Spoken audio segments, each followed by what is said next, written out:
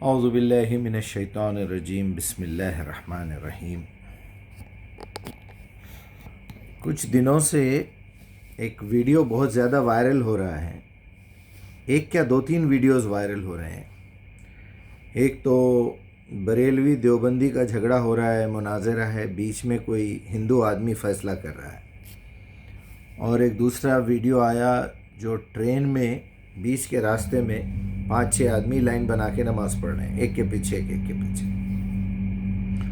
تیسرا ویڈیو یہ چل رہا ہے کہ ایک بڑے میاں کہیں سے ناسک سے بیٹھ کے کہیں جا رہے تھے، مہاراشٹرا کے، تو ان کو جو ہے مارا پیٹا گیا۔ ان کے پاس کچھ گوشت تھا تو وہ اس لیے مارا گیا کہ ان کے پاس گوشت ہے، اور بہت بری طرح ان کو زخمی کر دیا گیا پیٹ میں۔ 72 سال ان کی عمر ہے، ان کا انٹرویو بھی آیا۔ یہ سارے سوالات میرے پاس آ رہے ہیں، اور آج بھی ایک صاحب نے ریکویسٹ کی ہے کہ مجھے بھائی یہ ساری باتوں کا کیا کنکلوژن ہے بتائیے۔ تو میرے بھائی میں کیا بتاؤں آپ سے، اختلاف کی وجہ کیا بنتی ہے؟ ہاں، ایک اور ویڈیو آیا جس میں مسجد میں کچھ لوگ آپس میں مارنا شروع کرے ایک دوسرے کو، بات بڑھتے بڑھتے ساری مسجد میں ہر کونے میں 2-2 4-4 مار رہے ہیں ایک دوسرے کو۔ کس بات پہ جھگڑا ہو رہا ہے؟ مراد آباد کی کوئی مسجد ہے، یہاں تک کہ کپڑے پھٹ چکے، سارا کرتا پیجامہ پھٹ گیا، آدمی ننگا نظر آ رہا تھا۔ اللہ اکبر۔ تو وہ ٹرین میں بھی پھر وہ ٹی ٹی آ کے بڑا بے عزت کیا، ان لوگوں کو اٹھایا وہاں سے کہ نماز پڑھنا ہو تو یہ 2 سیٹوں کے درمیان جو جگہ ہے وہاں پڑھ لو، سیٹوں پہ پڑھ لو اپنے، یہ بیچ میں راستہ روک کے پڑھنے کا کیا مطلب ہے؟ ان ساری باتوں کا میں کیا بتاؤں آپ کو۔ یہ ساری باتوں کا تعلق ہے عقیدے سے۔ عقیدے کا لفظ عقدہ سے بنا ہوا ہے، عین قاف دال، عقد۔ عقد عربی میں گٹھی ڈالنے کو کہتے ہیں، ایگریمنٹ۔ ہمارے یہاں عقد نکاح بھی کہا جاتا ہے، عقد الایجار بھی کہتے ہیں، کرائے کا ایگریمنٹ۔ تو کیا بتاؤں میں آپ سے، یہ عقیدہ کا لفظ اسی سے بنا ہوا ہے۔ بچہ جب پیدا ہوتا ہے تو وہاں سے لے کے 7 سال کی عمر تک جو باتیں اس کے ذہن میں گھس جاتی ہیں، بیٹھ جاتی ہیں، اسے وہ اپنی گرہ کے ساتھ مان لیتا ہے، پھر وہ کھولنے کے لیے تیار نہیں ہوتا، اسے عقیدہ کہتے ہیں۔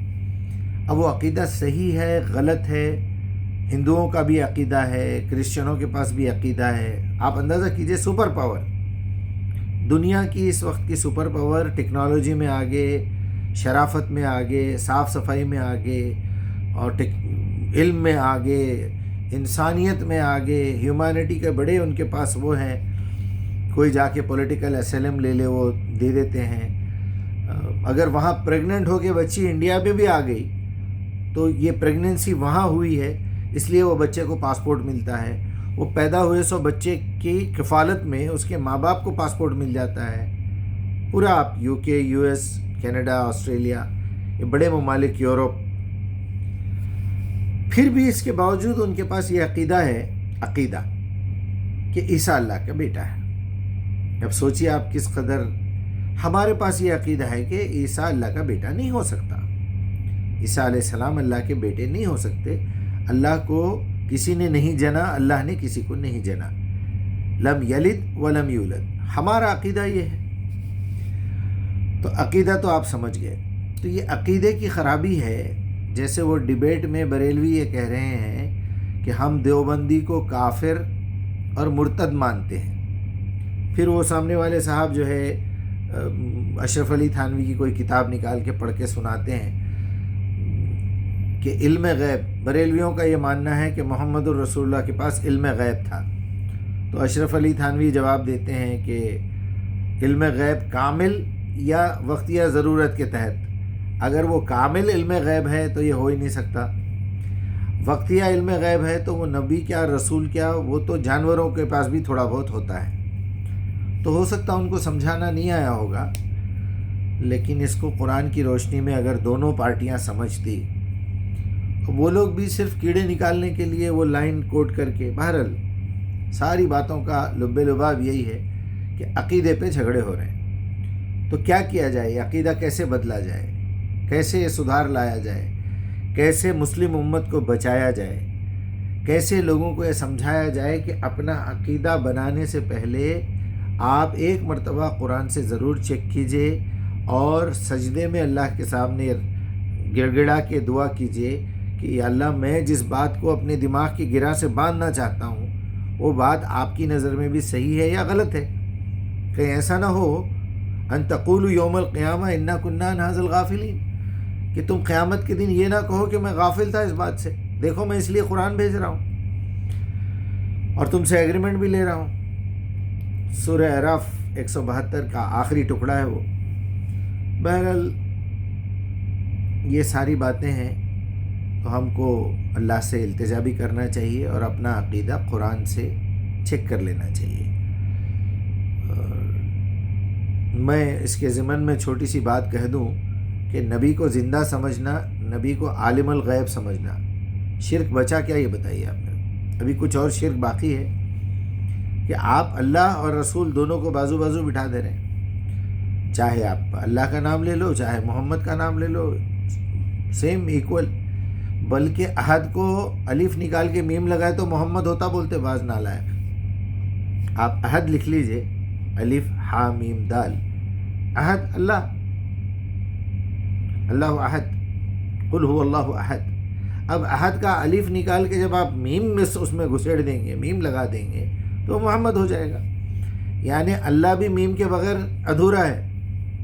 کیا بات ہے! یعنی اللہ میں سے الف نکالیں گے آپ، محمد میں سے میم نکال کے الف لگائے تو اللہ ہو رہا ہے، وہ نہیں. چلیے ایسا بھی کر لیجئے تو بات تو ایک ہی ہوئی کہ آپ ایک خالق کو ایک مخلوق کے ساتھ ملانے کی کوشش کر رہے ہیں.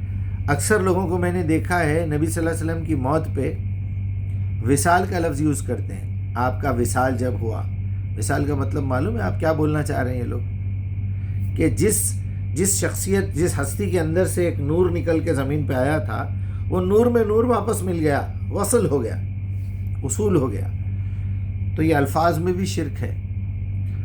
بہرحال یہ بہت ہی گھناؤنا شرک ہے کہ ایک خالق اور مالک جو ہر عیب سے پاک ہے، ہر گندگی سے پاک ہے، جس کو کسی نے پیدا نہیں کیا، اس نے کسی کو جنا نہیں، اور وہ اول ہے، وہ هو الاول هو الآخر، لا تأخذه سنة ولا نوم، اور قہار، جبار، خالق، مدبر، رب، رحمان، رحیم، رازق، اس کے ساتھ کسی نطفے کے کیڑے سے پیدا ہونے والے انسان کو، یا پھر سیدھا سیدھا یہ اقرار کر لیجئے کہ عیسیٰ بھی اوپر سے اترے تھے، آدم تو اترے ہی تھے.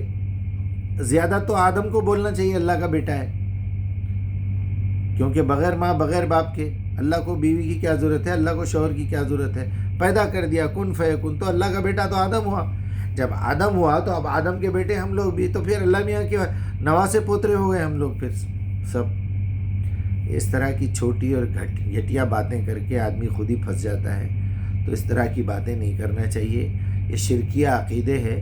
اور رسول اللہ کو اور کتنا تنگ کریں گے آپ؟ محمد رسول اللہ زندگی میں 63 ایئرس مارتے رہے، بے عزت کرتے رہے، گوبر ڈالتے رہے، بوٹی کلیجی لا کے ڈال دیے اونٹ کی، پتھر مار مار کے دانت توڑ دیے. یہ آپ ہی جیسے لوگوں نے کیا ہے یہ کام. اگر آپ نبی کے دور میں ہوتے تو اسی زام اور اسی معتبری میں رہتے. ہم تو جو ہے مولانا ہے، ہم تو جو ہے یہاں کے امیر ہے، ہم تو جو ہے عالم ہیں، ہم جو ہے شاعر ہیں. تم پہ ایمان لانے والے تو غریب، چمڑے کا کاروبار کرنے والے، جوتے کا کاروبار کرنے والے، لوہار، لکڑ ہارے، ایسے ہی لوگ ایمان لائے نا نبی صلی اللہ علیہ وسلم شروع میں. اللہ ماشاء اللہ کوئی اچھے خاندان کے جو اپنی عقل استعمال کرتے تھے. مدینے میں کچھ 100-150 لوگ. تو اب آپ اندازہ کیجئے کہ یہ جو عقیدے ہمارے پاس بندھے ہوئے ہیں دماغوں میں، یہ کھولنے کے لیے لوگ تیار نہیں ہیں. اس کا کیا علاج ہے؟ اس کا علاج یہ ہے کہ لوگوں کو قرآن سے قریب کیا جائے. قرآن سے قریب کرنے کا طریقہ یہ ہے کہ ان کو سب سے پہلے موت یاد دلائی جائے. سب کے ساتھ بیٹھ کے یہی بات کیجئے. بھائی ایک سوال میرے ذہن میں آیا، ابھی حال ہی میں نے خواب میں دیکھا اپنی موت. آپ بھی بولیے کہ بھائی مجھے کبھی کبھی لیٹتا ہوں تو خیال آتا ہے کہ اگر میری موت فی الوقت ہو گئی تو یہ میرے اطراف جو میرا سامان پڑا ہوا ہے، یہ ہے اور یہ ہے اور یہ ہے، اس کا کیا ہوگا؟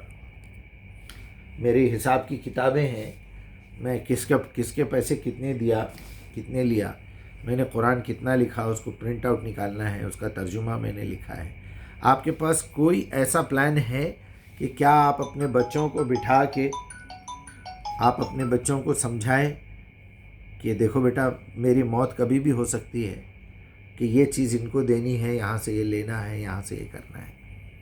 جیسے ہی یہ خیال آئے گا آپ کو، آپ کے اندر ایک فکر پیدا ہوگی۔ وہ فکر کیا ہے کہ بھائی میں مرا تو یہ سب سامان کا کیا ہوگا؟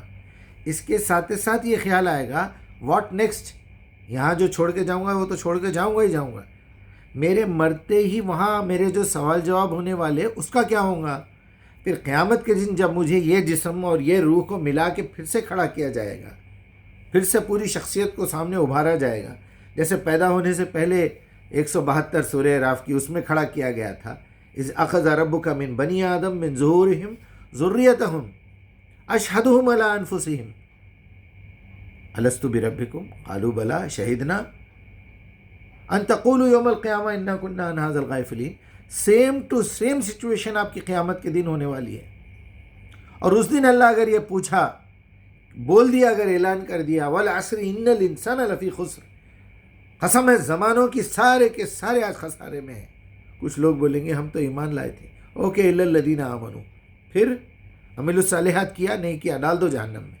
پھر بولیں گے جی عمل الصالحات، ہم نے اچھے کام بھی کیے جس کتاب پہ ایمان لائے تھے، ٹھیک ہے ان کو رہنے دو۔ پھر ان سے پوچھے گا وہ تواصوا بالحق، اس کتاب کی تم نے دعوت دی یا فضائل اعمال بخاری مسلم حنفی شافعی مالکی سمجھاتے رہے، بزرگان دین کے قصے سناتے رہے، خواجہ یہ کرے، غوث یہ کرے، فلاں یہ کرے، فلاں یہ کرے؟